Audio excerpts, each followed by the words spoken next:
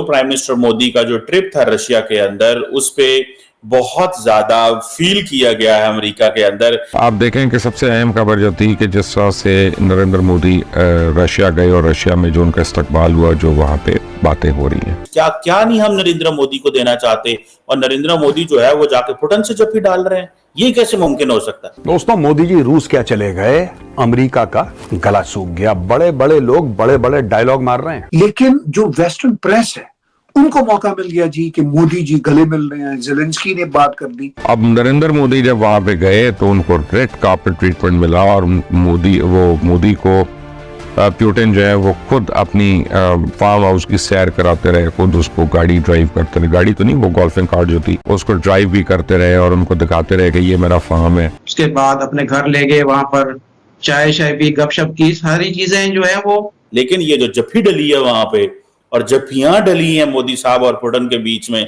जारी बात है they have not been well received in Washington and many other places. मैं समझता हूँ कि ऐसी दोस्ती बहुत ही कम मुल्कों में दिखाई देती है कि हमेशा। प्राइम मिनिस्टर मोदी ने सदर पुतिन के सामने बैठ के जो उनको समझाया है, पुतिन ने कोई रिएक्ट नहीं किया। तो देखिए, ये होती है डिप्लोमेसी और ये होती है स्टेट्समैनशिप। एक हम लोग हैं, इंडिया अमेरिका की अब नहीं सुनने वाला। मैंने अगले दिन भी आपको एक चीज कही थी कि इंडिया के पास इतनी चॉइसेस हैं। अब दूसरी तरफ क्या हो रहा है कि नरेंद्र मोदी जो है वो रशिया पहुंच जाते हैं।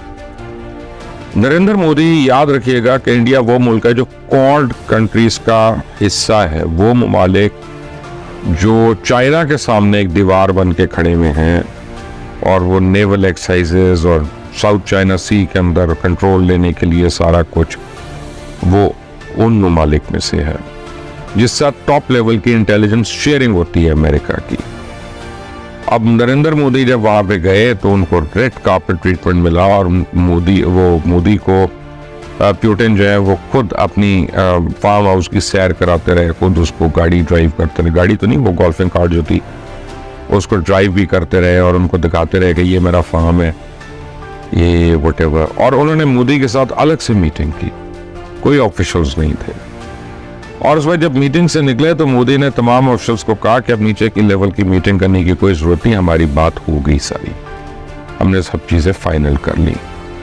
72 घंटे का ये विजिट था, लेकिन 72 घंटे का ये विजिट जो है यूरोपियन यूनियन के ऊपर और अमेरिका के सीने पे छुरियां चला के चला गया, क्योंकि रशिया के सामने तो उन्होंने सैंक्शंस लगाए हुए।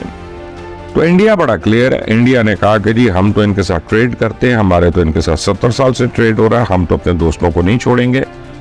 और पिछले 2 साल में जितना इंडिया ने उनसे पैसा बनाया है वो शायद दुनिया में किसी ने नहीं बनाया। वो इस तरह से कि इंडिया जो है रशिया से क्रूड ऑयल इंपोर्ट करता रहा, बहुत सस्ती कीमत, और तकरीबन आप समझे उन्होंने तकरीबन $70 बिलियन का क्रूड ऑयल 2 साल में रशिया से इंपोर्ट किया। उनके पास रिफाइनरी है जिसमें वो रशियन क्रूड ऑयल को रिफाइन करते हैं, और वहां से पूरे यूरोप को सप्लाई करते रहे। तो सिर्फ रशिया के तेल के ऊपर इंडिया ने पिछले 1.25 साल के अंदर कुछ 150-200 बिलियन डॉलर कमा लिया, और इसका कुछ भी नहीं को कर सका। बातें करते रहे, लेकिन इंडिया उनके साथ खुलकर ट्रेड करे। अब इंडिया को बुरा कह सकते हैं, सब कुछ कर सकते हैं, बाज आने का कह सकते हैं, लेकिन इंडिया को ये धमकी नहीं दे सकते कि अब तुम्हारे सैंक्शंस हो गए, तुम्हारे से ट्रेड नहीं करेंगे, तुम्हें ये प्रॉब्लम है वो प्रॉब्लम है। क्योंकि अमेरिका ने कुछ साल पहले ये फैसला कर लिया था कि चाइना के सामने खित्ते में अगर उसका कोई पार्टनर है तो वो हिंदुस्तान है, और हिंदुस्तान को वो उस लेवल पे ला रहा था कि वो चाइना का मुकाबला करेगा, क्योंकि पाकिस्तान से उसको उम्मीद छोड़ दी उसने। उसको 2 चीजें लगी उसको, जब अफगानिस्तान की जंग थी उसने कहा पाकिस्तान ने हमें लेट डाउन किया, पाकिस्तान दोनों साइडों पे खेल रहा था। दूसरा, पाकिस्तान और चाइना जो है सब कुछ हो जाता है ये फिर एक दूसरे के साथ है, तो उसका अच्छा नेपाल या श्रीलंका या बांग्लादेश, इन्होंने तो चाइना के सामने नहीं खड़े होना जो इस खित्ते में है। तो अमेरिका पूरे खित्ते को तो हम नहीं छोड़ सकता था, तो इंडिया के साथ उनकी परफॉर्मेंस जो है वो चाइना के खिलाफ है यहाँ पे।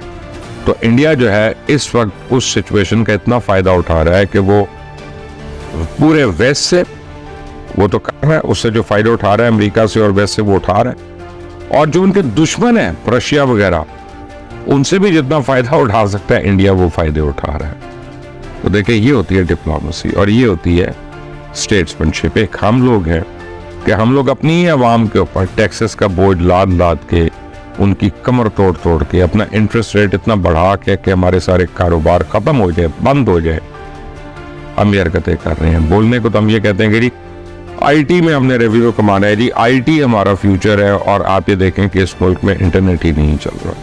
इस मुल्क में ही ट्विटर पे बैन है या वो बंद है। इस मुल्क में ही हमारी जो बाकी ऐप्स हैं वो कभी बंद हो जाती हैं, कभी खुल जाती हैं, कभी बंद होती हैं, कभी खुलती हैं। इसी के ऊपर कवानीन बने जा रहे हैं, बिजनेस नहीं बढ़ रहा। ये हमारे पूरे रीजन में हो रहा है। भारत के अंदर अमेरिका के जो सफीर हैं, बड़े पॉपुलर सफीर हैं एरिक ग्रेसिटी, जिन्होंने कल एक स्टेटमेंट जारी की है कि भारत जो है वो अमेरिका के साथ अपने रिलेशनशिप को फॉर ग्रांटेड ना ले। बड़ी इंपॉर्टेंट स्टेटमेंट। और उन्होंने ये भी कहा कि जो स्ट्रेटेजिक ऑटोनॉमी की भारत बात करता है, उन्होंने कहा in the era of conflict ऐसी कोई चीज नहीं होती स्ट्रेटेजिक ऑटोनॉमी की। असल में तो जो प्राइम मिनिस्टर मोदी का जो ट्रिप था रशिया के अंदर, उस पे बहुत ज्यादा फील किया गया है अमेरिका के अंदर कि हम तो नरेंद्र मोदी को जो है वो हीरे जवाहरात और पता नहीं क्या क्या देने को तैयार बैठे हैं। हीरे जवाहरात का मतलब है टैंक देना चाहते हैं, जहाज देना चाहते हैं, F-35 देना चाहते हैं। हम तो आर्टिफिशियल इंटेलिजेंस और हर चीज क्रिटिकल इमर्जिंग टेक्नोलॉजी है, क्रिटिकल एंड इमर्जिंग टेक्नोलॉजीज क्या क्या नहीं हम नरेंद्र मोदी को देना चाहते, और नरेंद्र मोदी जो है वो जाके पुटन से जप्फी डाल रहे हैं। ये कैसे मुमकिन हो सकता है?